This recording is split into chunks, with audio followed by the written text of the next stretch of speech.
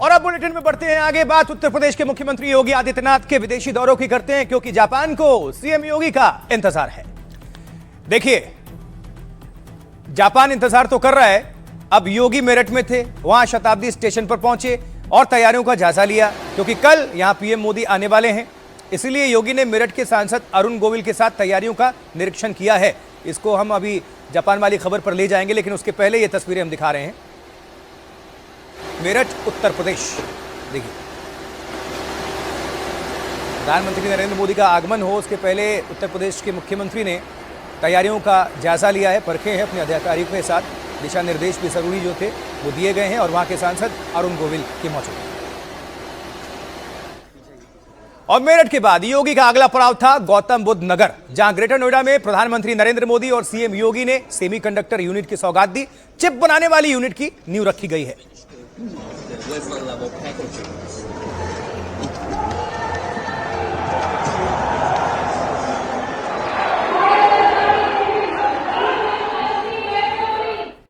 चलिए, अब बात जापानी दौरे की, क्योंकि योगी आदित्यनाथ यूपी को विकास की रफ्तार देने में लगे हैं, लेकिन अब जेवर से लेकर जापान तक उनका यही प्लान है, क्योंकि योगी जापान जाने वाले हैं, जहां वो मंदिर में भी दर्शन करेंगे।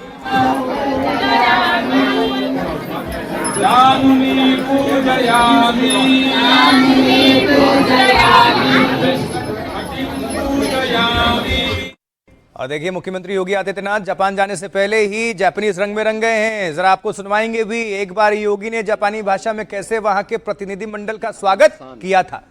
कोन्निचिवा यामाना शिकेन नो गेनकाउ नो चिजी नाकासाकी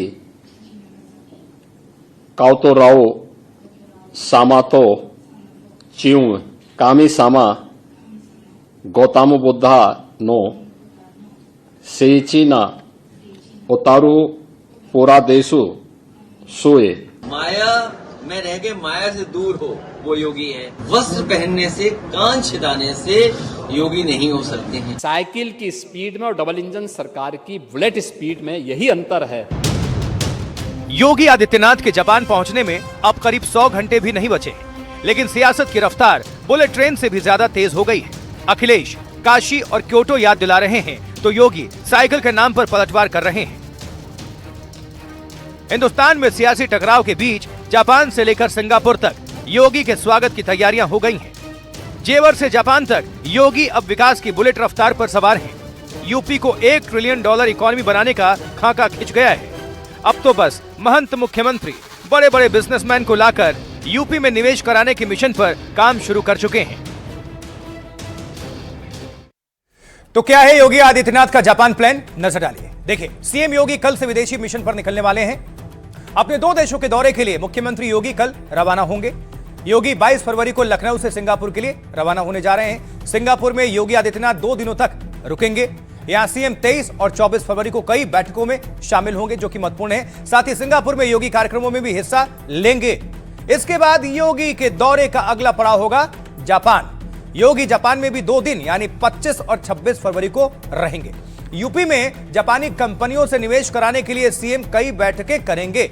इस दौरे में योगी आदित्यनाथ का ग्रीन एनर्जी पर खास फोकस रहने वाला है। जापान के यामानाशी में ग्रीन हाइड्रोजन की फैक्ट्री में भी जाएंगे। इसके अलावा दूसरी फैक्ट्रियों में जाकर उनका कामकाज समझेंगे। उत्तर प्रदेश के मुख्यमंत्री योगी चाहते हैं कि सेमीकंडक्टर की कुछ इकाइयां यूपी में आएं। इसको लेकर निवेशकों को सहूलियत देने का भी प्रस्ताव देकर यूपी में निवेश करने के लिए प्रोत्साहित करने की पूरी कोशिश करेंगे मुख्यमंत्री योगी आदित्यनाथ। योगी जापान की हाई स्पीड ट्रेन की सवारी भी करने वाले हैं। इसके अलावा जापान के श्री राम मंदिर में दर्शन भी करेंगे। दरअसल योगी पहली बार जापान के दौरे पर जा रहे हैं और सबसे ज्यादा चर्चा है, क्या योगी विदेश में भी भगवा में ही नजर आएंगे, ये सवाल है। यह तय है कि जापान सिंगापुर दौरे पर भी योगी संत के पहनावे में ही रहेंगे। वैसे जापान के ज्यादातर लोग बौद्ध धर्म को मानने वाले हैं। यह सब कुछ आपको हमने बताया दौरे को लेकर। लेकिन सुनिए, आज ग्रेटर नोएडा में सेमीकंडक्टर यूनिट की नींव रखते वक्त प्रधानमंत्री मोदी ने कैसे योगी जी की जमकर तारीफ कर दी और योगी ने क्या कहा, सुनिए। सभी के लिए ये गर्व की बात है कि उत्तर प्रदेश भी भारत के सेमीकंडक्टर इकोसिस्टम का बड़ा सेंटर बनने जा रहा है। मैं मुख्यमंत्री योगी आदित्यनाथ जी और उनकी पूरी टीम को, यूपी की जनता को बहुत बहुत बधाई देता हूं। उत्तर प्रदेश में आदरणीय प्रधानमंत्री जी के विजन के कारण हम सब ने उत्तर प्रदेश के स्केल को स्किल और स्पीड के साथ जोड़ने का जो कार्य किया है, आज उसका परिणाम हमें यहां पर जमीन पर दिखाई दे रहा है।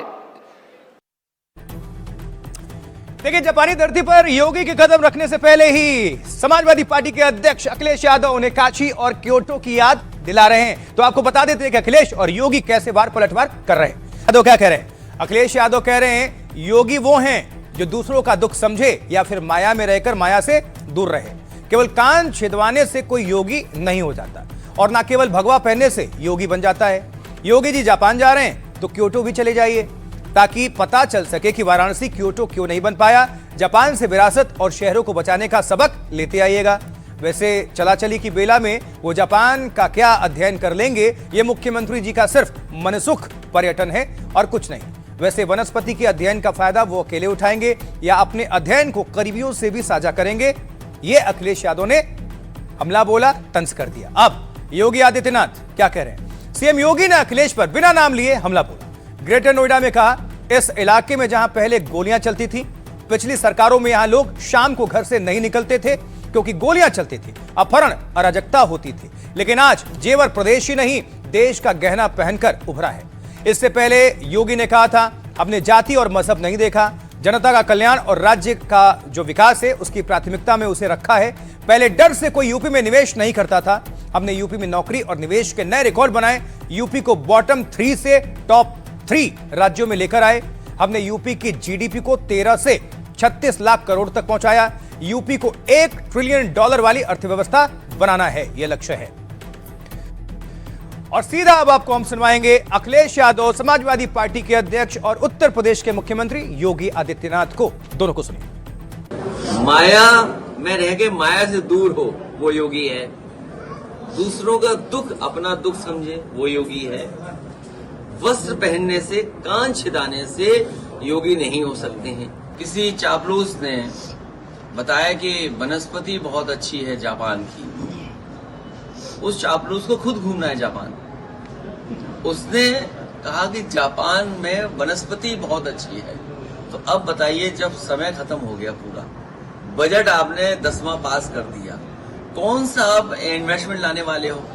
HCL और फॉक्सकॉन का एक ज्वाइंट वेंचर, जिनका यहां पर यह प्रथम डिस्प्ले ड्राइवर सेमीकंडक्टर ऑसेट यूनिट स्थापित होने जा रही है, ये वही क्षेत्र है। विजन की बात है। पिछली सरकारों के समय में इसी क्षेत्र में गोलियां चलती थी, अपहरण होते थे, अराजकता और व्यवस्था का आलम किस कदर था कि लोग सूर्य अस्त होने के बाद घर से बाहर नहीं निकल पाते थे। देखिए, वार पलटवार तो हमने सुनवा दिया। अब वार पलटवार के बीच योगी को लेकर एक ट्रेन खूब सुर्खियों में, चर्चा में। ये है वही जापानी ट्रेन जिसकी रफ्तार देखने खुद योगी जा रहे हैं।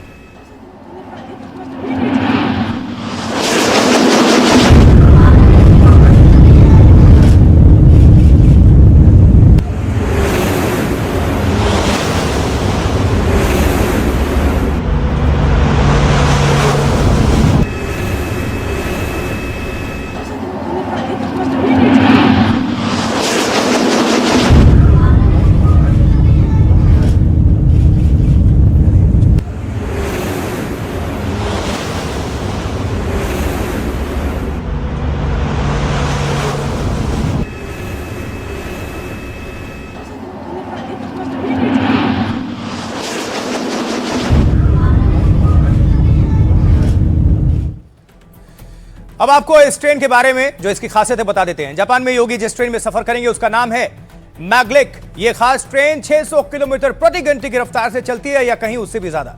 भारत में चलने लगे तो 1 घंटे में योगी लखनऊ से दिल्ली पहुंच जाएंगे या कोई भी। जबकि लखनऊ से दिल्ली की हवाई यात्रा में 1.25 घंटे का वक्त लगभग लगता है 1 घंटे 15 मिनट। योगी जापान में रेल की इस नई तकनीक और क्रांति को जानेंगे।